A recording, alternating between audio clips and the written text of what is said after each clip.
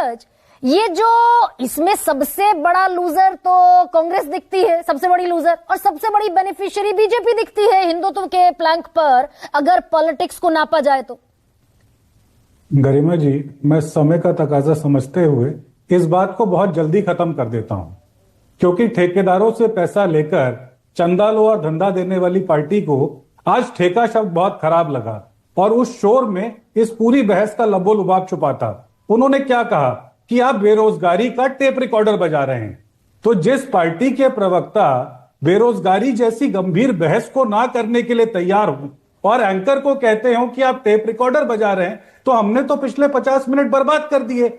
हमने तो सिर्फ ये बात रखी थी सामने कि आप सेलेक्टिव रीडिंग करके जो माहौल बना रहे हैं, उससे देश का सबसे बड़ा नुकसान ये हो रहा है कि जो बुनियादी मुद्दे हैं, उन मुद्दों से आज देश का ध्यान भटक रहा है। आज हम बेरोजगारी पर बात नहीं कर रहे, हम अमेरिका की दादागिरी पर बात नहीं कर रहे, हम गिरते हुए रुपए पर बात नहीं कर रहे, हम इस देश के अंदर जो बुनियादी सैनिटरी प्रॉब्लम्स हैं, जो सिविक इश्यूज हैं, हम उन पर बात नहीं कर रहे। हम बात क्या कर रहे हैं कि 1026 में जो हुआ उसका 2026 में क्या इंपैक्ट है। लेकिन सच्चाई ये है कि इसका वही बात कर रहे हैं नीरज, आपके सहयोगी भी उसी मंदिर के प्लैंक पर उतरते दिख रहे हैं, क्यों भाई?